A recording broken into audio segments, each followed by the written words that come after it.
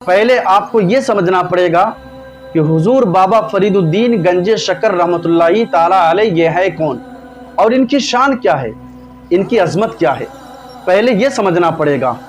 इनके बारे में कहा जाता है कि जब ये अल्लाह तबारक व ताला का जिक्र करते थे, जब ये इबादत किया करते थे, तो जिक्र करते करते जब ये झूमने लगते थे तो इनके साथ साथ दरख्त भी झूमने लगते थे। जिक्र के दौरान और जिक्र इबादत के दरमियान जब ये झूमने लगते थे तो इनके साथ साथ पेड़ भी दरख्त भी झूमने लगते थे। अरे जिनका मुरीद महबूब इलाही निजामुद्दीन औलिया देहलवी जैसा हो, उनके पीर की शान का आलम क्या होगा, उनके पीर की शान का आलम क्या होगा जिनका मुरीद महबूब इलाही निजामुद्दीन औलिया देहलवी जैसा हो। हुजूर महबूब इलाही निजामुद्दीन औलिया देहलवी की ये बचपने का वाक़या है कि जब आप मदरसा में पढ़ रहे थे उस वक्त आप बहुत ज़्यादा गरीब थे और बहुत गरीबी की आलम थी, और हुजूर महबूब इलाही की माइंड में, उनके जहन में हमेशा ये सवाल पैदा होता था, हमेशा एक सवाल पैदा होता था कि मैं कैसे अमीर शख्स बनूंगा, मैं कैसे दौलतमंद शख्स बनूंगा, मैं कैसे अमीर इंसान बनूंगा। हमेशा ये सवाल पैदा होता था। एक मर्तबा हुजूर महबूब इलाही की बारगाह में जब आप बचपने की आलम में थे, आपकी बारगाह में कुछ दोस्तों ने आपकी बारगाह में हाज़िरी दी और आपके दोस्तों ने कहा कि ए अहमद मोहम्मद, एक शख्स का मालूम चला है और एक इंसान का मालूम चला है जो सोना बनाना जानता है, वो सोना बनाने का तरीक़ा बताता है, लिहाजा तुम भी मेरे साथ चलो। महबूब इलाही उन दोस्तों के साथ हो गए और चल पड़े, और रास्ते में चलते चलते उन्होंने एक खूबसूरत और नूरानी चेहरे वाले शक्ल वाले बुजुर्ग पर उनकी नज़र पड़ी। एक खूबसूरत चेहरे पर जब उनकी नज़र पड़ी, और वो खूबसूरत ज़ात कौन सी ज़ात थी, उस ज़ात का नाम बाबा फरीदुद्दीन गंजे शक्कर रहमतुल्लाही ताला अलैह। उस ज़ात पर जब आपकी नज़र पड़ी, यानी बाबा फरीदुद्दीन गंजे शक्कर रहमतुल्लाही ताला अलैह की ज़ात पर जब उनके चेहरे पर नज़र पड़ी, नूरानी चेहरे पर, खूबसूरत चेहरे पर जब महबूब इलाही की नज़र पड़ी, तो महबूब इलाही ने अपने दोस्तों से कहा कि तुम चले जाओ, अब मैं नहीं जाता, अब मैं नहीं जाऊंगा, अब तुम चले जाओ। वो उनके दोस्तों ने कहा ठीक है, और वो लोग चले गए। हुजूर महबूब इलाही हज़रत बाबा फरीदुद्दीन गंजे शक्कर रहमतुल्लाही ताला अलैह की बारगाह में आए, और बाबा फरीदुद्दीन ने उनको कई सारे काम बताए। कभी उन्होंने बताया कि बर्तन धुलो, कभी वो काम है, कभी ये काम है, कभी वो काम है, फला फला काम हुजूर बाबा फरीदुद्दीन ने बताया और महबूब इलाही करते रहे। एक मर्तबा हुजूर महबूब इलाही बर्तन धुल रहे थे और उनके दोस्त वापस लौट गए। जब उनके दोस्त वापस लौटे तो उनके दोस्तों ने आवाज़ दिया कि ए अहमद मोहम्मद। जब आवाज़ दी तो महबूब इलाही अपने दोस्तों के पास आए, तो आपने देखा कि मेरे दोस्तों के हाथों में ये बड़ी बड़ी थैलियाँ है, बड़ी बड़ी थैलियाँ है। तो उनके दोस्तों ने कहा कि ए अहमद मोहम्मद, तुम रास्ते में लुट गए, तुम रास्ते में बर्बाद हो गए। ये देखो, मैं सोने बनाने का तरीका सीख करके आया हूँ, मैं सोने बनाने का तरीका मालूम करके आया हूँ, तुम रास्ते में बर्बाद हो गए, तुम रास्ते में लुट गए। इतना कहने के बाद उनके दोस्तों ने अपने घर के तरफ रास्ता देखा और अपने घर के तरफ चल पड़े। उसके बाद हुजूर बाबा फरीदुद्दीन गंजे शक्कर रहमतुल्लाही ताला अलैह ने आवाज़ दी, ए अहमद मोहम्मद। जब आवाज़ दी तो हुजूर महबूब इलाही अदब के साथ बाबा फरीदुद्दीन गंजे शक्कर रहमतुल्लाही ताला अलैह की बारगाह में पहुँचे। कहा जी हुजूर। तो बाबा फरीदुद्दीन ने कहा कि ए अहमद मोहम्मद, मुझे इस्तिंजा करना है, जाओ एक ढेला लेकर आओ, मिट्टी का एक ढेला लेकर आओ। जब महबूब इलाही मिट्टी का ढेला लाने चले तो जो ही आपने मिट्टी के ढेले को आपने हाथ लगाया, वो ढेला सोना बन गया, वो ढेला सोना बन गया। फिर आपने दूसरे ढेला को हाथ लगाया, वो भी सोना बन गया। फिर आपने तीसरे ढेले को हाथ लगाया, वो भी सोना बन गया।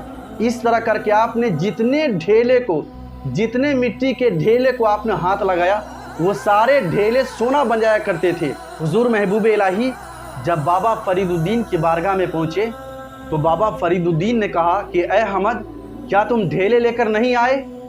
तो महबूब इलाही ने अर्ज़ किया कि हुजूर, बात कुछ ऐसी है کہ جس ڈھیلے کو میں ہاتھ لگاتا ہوں وہ ڈھیلا سونا بن جاتا ہے، جس ڈھیلے کو میں نے ہاتھ لگایا ہے وہ ڈھیلا سونا بن گیا ہے۔ تو بابا فرید الدین نے کہا کیا ہوا؟ اسی ڈھیلے کو لے کر آؤ، میں استنجا کرنا چاہتا ہوں۔ تو محبوب الہی مدرسہ کا تعلیم یافتہ تھے، پڑھے لکھے تھے، انہوں نے کہا کہ حضور سونے کے ڈھیلا سے استنجا کرنا جائز نہیں ہے، سونے کے ڈھیلا سے استنجا کرنا جائز نہیں ہے۔ تو بابا فرید الدین نے کہا کہ جب وہ سونے کا ڈھیلا استنجے کے لائق نہیں ہے تو تم نے اس ڈھیلے کو دل کیوں دیا ہے؟ ارے دل ہی جب دینا ہے تو اللہ اور رسول کو دل دیا کرو، جب اللہ رسول کو تم دل دیا کرو گے تو دنیا تمہاری قدموں میں ہوگی۔ جب اتنا بابا فرید الدین نے کہا تو محبوب الہی نے دنیا کی محبت کو ٹھکرا دیا، دنیا کے عیش و عشرت کو ٹھکرا دیا، اور صرف اللہ رسول کی محبت کو اپنے دل میں بسا لیا۔ اور اپنے دل میں بسانے کا یہ عالم ہوا، یہ ان کا شان ہوا، یہ ان کا مرتبہ ملا کہ محبوب الہی جس زمین کے ٹکڑے پر نظر گھما دیتے وہ زمین کا ٹکڑا سونا بن جایا کرتا تھا۔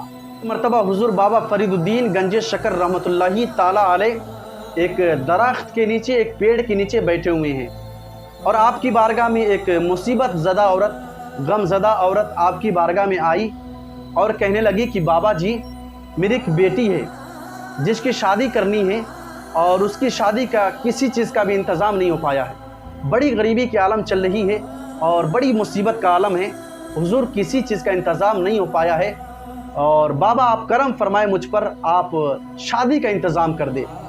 تو حضور بابا فرید الدین گنج شکر رحمۃ اللہ تعالی علیہ نے فرمایا کہ اے مائی وہ ڈھیلا تمہیں دکھ رہا ہے، مٹی کا ڈھیلا تمہیں دکھ رہا ہے؟ اس مائی نے کہا کہ ہاں بابا ڈھیلا دکھ رہا ہے۔ بابا فرید الدین نے کہا کہ اس ڈھیلے کو اٹھا کر لاؤ۔ جب اس مائی نے، اس عورت نے ڈھیلے کو اٹھا کر لائی تو بابا فرید الدین نے زور سے 3 مرتبہ قل هو اللہ احد شریف پڑھ کر کے اس مٹی پہ دم کر دیا، پھونک مار دیا، اور پھونک مارنے کے بعد بابا فرید الدین نے کہا کہ اے مائی اس ڈھیلے کو چھپا کر لے جاؤ، اور گھر جب پہنچنا تو گھر کے اندر اس ڈھیلے کو کھولنا۔ تو اس مائی نے کہا، اس غمزدہ عورت نے کہا کہ یہ کیا ہوگا؟ اس ڈھیلے کو میں لے کر گھر جاؤں گی تو یہ کیا ہوگا؟ اس چیز سے کیا ہوگا؟ تو بابا فرید الدین نے کہا کہ پہلے گھر جا اور ڈھیلے کو کھول کر دے کہ کیا ہوتا ہے۔ تو وہ مائی، وہ غمزدہ عورت اپنے گھر پر وہ تیزی کے ساتھ گئی، اور وہ اس کے دل میں کچھ اور چیز چل رہا تھا کہ پتہ نہیں یہ ڈھیلا کیا ہوگا، نہیں ہوگا گھر کے اندر۔ اس طرح وہ سوچ کر کے تیزی کے ساتھ گھر گئی، اور جب گھر جا کر کے اس ڈھیلے کو کھولی تو کیا دیکھا ہے کہ چمچماتا ہوا سونا نظر آ رہا ہے۔ اس عورت نے سوچا کہ بابا کے پاس جب میں گئی تھی تو بابا نے اس ڈھیلے پر 3 مرتبہ سورہ اخلاص یعنی قل هو اللہ احد شریف پڑھ کر کے ڈھیلے پر دم کیا تھا اور یہ سونا بن گیا ہے۔ اس عورت نے اتنا سوچنے کے بعد ایک بوریا لی، اور بوریے لینے کے بعد وہ اپنے کھیتوں میں گئی، اور جانے کے بعد اچھے ڈھیلے کو چون کر کے اور بوریے کے اندر بھر کر کے وہ گھر میں لے کر آئی، اور شام سے لے کر پوری رات وہ 3 مرتبہ نہیں بلکہ 100 مرتبہ قل هو اللہ احد شریف پڑھ کر کے وہ ڈھیلے پر دم کرتی رہی، اور اتنے دم کرتی رہی رات بھر کہ اس کے دم پھولنے لگے، اس کے دم پھولنے لگے، لیکن وہ مٹی ہی رہ گئی، سونا نہیں بن پایا، مٹی ہی رہ گئی، سونا نہیں بن پایا۔ وہ جب صبح ہوا تو وہ بوڑھی عورت وہ غصے کے مارے، وہ غصے میں تھرتھراتی ہوئی، کانپتی ہوئی، اور بابا فرید الدین کی بارگاہ میں گئی، اور جانے کے بعد کہا کہ یہ کیا بات ہے کہ جس مٹی پر آپ نے قل هو اللہ احد شریف پڑھ کر 3 مرتبہ قل هو اللہ احد شریف پڑھ کر کے آپ نے دم مارا تھا، وہ مٹی سونا بن گیا، لیکن اسی مٹی پر جب میں 1 مرتبہ نہیں، 2 مرتبہ نہیں، 3 مرتبہ نہیں، 100 مرتبہ میں نے پوری رات میں نے قل هو اللہ احد شریف پڑھ کر کے دم ماری ہوں، لیکن وہ مٹی ہی رہ گئی، سونا نہیں بن پایا ہے، یہ کیا وجہ ہے؟ یہ کیا ماجرا ہے؟ یہ کیا میٹر ہے؟ تو بابا فرید الدین نے کہا کہ مائی قرآن ایک ہی ہے، سورہ اخلاص جس طرح میں نے پڑھا ہے، سورہ اخلاص تو نے بھی وہی پڑھا ہے، لیکن بات اتنی ہے کہ تیری زبان بابا فرید الدین کی طرح زبان نہیں ہے۔